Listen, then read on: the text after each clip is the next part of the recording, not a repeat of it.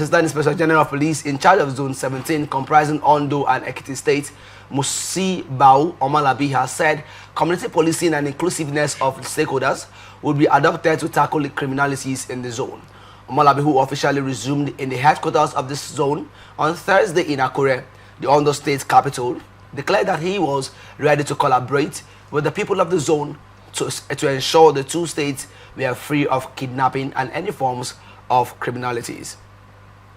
Addressing journalists on his resumption in office, Omolabi urged people of the two states to make police their friends, noting that his office door was open for anyone to give police useful and intelligent information that would curb criminal activities in the zone. The AIG, who said he had prepared a security template to implement in the zone, vowed that his leadership would create a secured environment that would bring enviable environment for businesses to triumph. Omolabi noted that he had met the two commissioners of police in Ondo and Ekiti States and informed them that there will be intensive supervision, training and retraining of personnel. According to him, the leadership of the current Inspector General of Police was greatly concerned about welfare and well-being of police personnel. We're looking at the AIG of Edo State. He soliciting for inclusive policing as key to tackling crime. What's your take on such story? He's calling for. He's saying that the security of the state is a collective responsibility. What's your take on that? Okay, on that part, his take on inclusiveness, on including the communities, the vigilantes, I think, in the communities to tackle kidnapping. I think that's a good one. That's to do with, because it is our responsibility as individuals to also look out for people in the society, to look out for ourselves in the society. So instead of leaving out these vigilantes or little communities and groups that can help facilitate and protect the society, I think the AIG is right in including these guys. But you know, to what extent do you think individuals could affect or could contribute to community security, apart from the security officials who are saddled with this responsibility? Okay, the security officials, that is the government security officials, okay, aside the vigilantes, would probably not have the overview or total knowledge of what is happening in the two communities. So I believe the little communities, the vigilantes, can pass important information, like be the watch, be the eye of the police in these little communities, and then pass information over to them. So I think it can be a good one for collaboration, if they can collaborate and guide the society. Okay, thank you so much for your opinion on that. Mr. Labour Referee, I would love to ask you what's your take on inclusive policing to tackle crime? Okay, crime resides within a community. Okay. And nobody knows the terrain of the community minus the indigenes of that particular community, as well as the chief. So when we talk about community policing, state policing, it's a good one, but we are living in Nigeria where the power that be influences everything. Okay. So when we are not talking about community policing to tackle crime, kidnapping, in a community where they have a top government official, the people perpetrating the crime, are they not linked to the government official? So if anything happens now, you want to get them arrested, prosecuted, won't there be any interference? Then who are those that are involved in the community policing? What are their track records? We've seen in my state where a different court group, because they said we are no longer, they use it as a means of shunting another person, another court group. Okay, someone involved in community policing, if you have an issue with the person sees it as an avenue of unreaching the police in him on you, since you are not among them.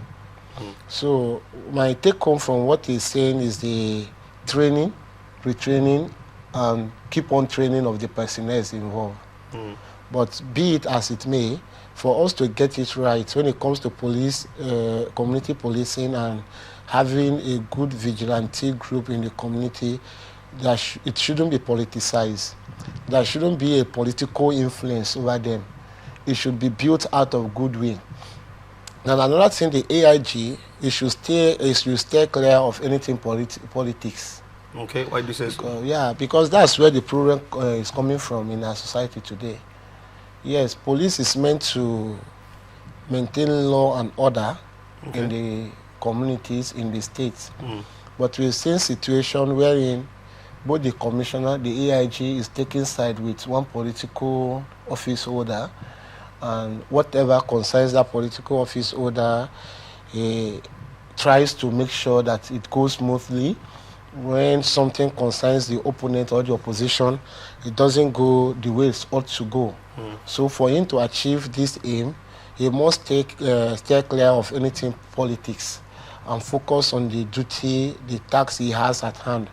Ondo has been prone to herdsmen attack, kidnapping, both on their waterways and the rest of it. So it's a good thing if he has this at heart to do. But let's wait till it's practically manifested. Okay, I would love to ask two questions in one. First of all, what's your idea on community policing, one, and then secondly, there's been a clamor for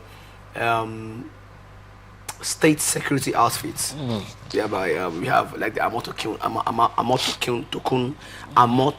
I beg your pardon. I think that's in Ogun State, and also have Agune Chamber in Anambra State. You know, there's currently been a proliferation of these outfits. To what extent, or where do you think these things are headed to in terms of community policing? See, yeah, they are, like I said, if you watch most of these foreign movies, or if you are listening to news, in the US, you will not hear US police. What you hear, New York police, Los Angeles police, and the likes. So what he's telling us is that these are independent states in the federation. So nothing is wrong with state policing, but the Nigeria architecture of state policing is bad. Reason being that, let's look at the Agune Chamber in Anambra. Is brought forward by this man, Soludo. Now, what happened if Soludo leaves? Election is coming up very soon in Anambra State. Is it that these people will be used to witch hunt the opposition? That is what we should look at. We've seen scenarios like this. In River State, we have OSPAC, the ASPAC. I know during one of the elections, they were the people aiding politicians to scat away with electoral materials. Are you alleged that this was a fact? No, there are certain things I shouldn't ask if you are in River State, or every Rivers person knows about this. Okay. So, if these people are neutral and they want to help the states to curb insecurity, crime, and make the states habitable for both cities, indigenous and non-indigenous settling in the state is better. But whereas, on the long run, since a man brought you in and the man wants you to do his bidding, you have to follow the biddings of the man. You are also boosting the insecurity and destroy the economic well-being of that state. And that has been the problem of Nigeria as a nation on its own, as a country, because most of these people, they end up becoming tools in the hands of our political class. So if they can be neutral, if the person, the governor is setting them up, because you can't have state policing without the governor. Okay. You can't do it. The governor is the chief security officer of the state. So if those in leadership, political leadership of the states can set them up without interfering in their operation, leaving them to be neutral, and the people you are bringing in should be people that are level-headed. Send them for training. They should be properly trained. You know, even our Nigerian police, you can hear issues of accidental discharge. I know something happened to me once. I was in a cab, so I saw the way the policeman was slapping the driver because of 100 naira. So yeah, it was just within this neighborhood. So I came out, I was talking to the policeman. The next thing, the man cock his gun, raise his gun that he will shoot me and nothing will happen. Yes, and this is a trained personnel. So how come about those we just pick from communities? They need training. Number one, adequate training is needed. Both psychological training, paramilitary training, and peace education training. I always emphasize this because we are lacking it in Nigeria. That will help us to forbear another person's weakness. These are needed. Then the political will not to influence the operation of this community police. It's also important. Then there should be willingness on the part of those involved to curb crime and not to enrich themselves through these means. Okay. All right. Thank you for your opinion on that, Mr. I would love to ask you. Do you think the communities, the indigents of community of the public communities, have been educated enough to understand that you joining hand in protecting your community will not expose you to witch hunting? I'm talking about if you're in the community and then you find out this person is a kidnapper and then you go to report you get to report to the security officials, or do you think they would have the courage to go report, knowing fully well that within the terrain anything could happen? What if that person is arrested and then released and then comes back for you? Okay, that's a lot. But first, I should also recommend what he has said of re-educating the people, re-educating the people in the society, in these particular communities, the vigilantes and these little security groups we have, re-educating them, because the process needs to be there.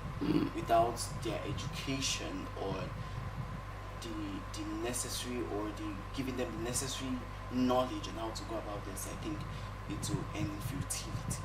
So yes, people may want to be sentimental in giving out information because what if he comes for us?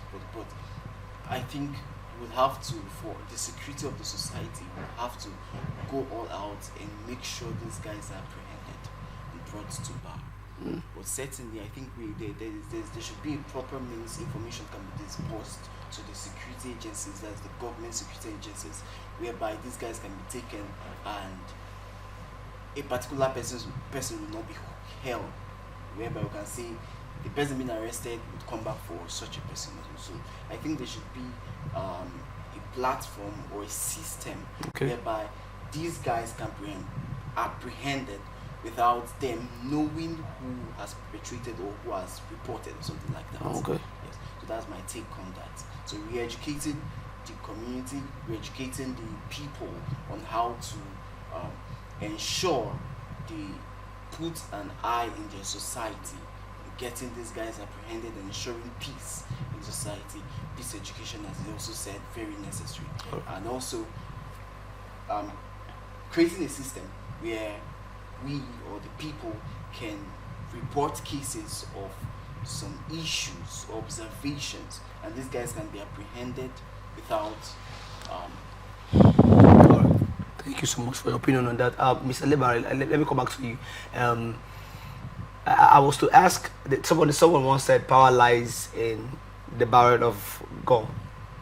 To an extent, I think that I can't recall his name, but that's a well-known statement in government. I'm looking at the state security outfit. To an extent, do you think these guys, this security, like you just said, education, fine, but do you think there should also be a curb on the level of independence these people they are given as they are being recruited?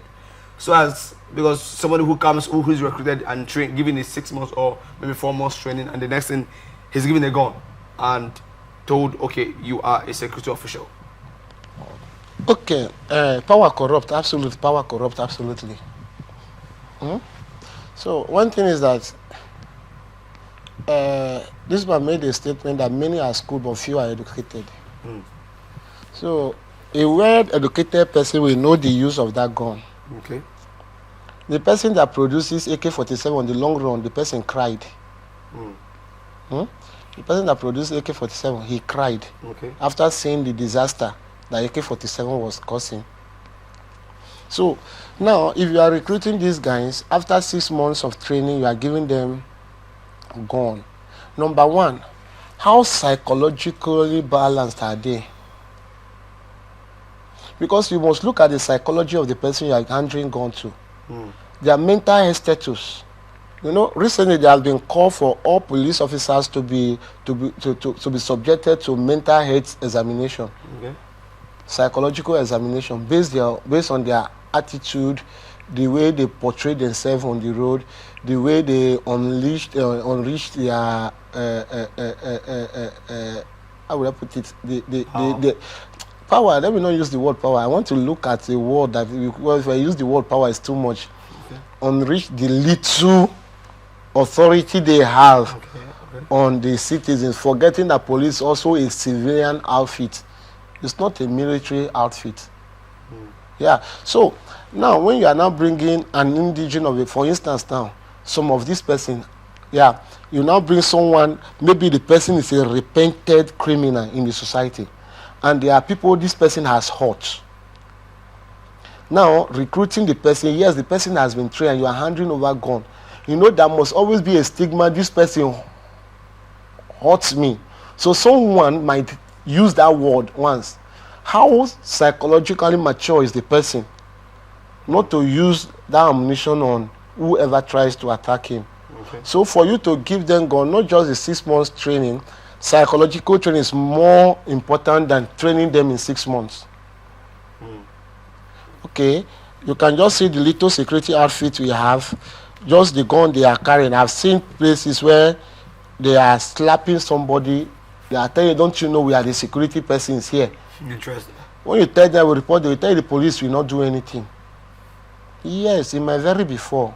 I'm not alleging. So power corrupts, absolute power corrupts absolutely. So for someone not to allow power to corrupt him and him not to corrupt power, there should be a sound, I still use the word, sound psychological training, a mental health examination, and peace education, not just the one that they cite and they were taught, the one that has passed through them and is walking through them. Okay, thank you so much for your opinion on that.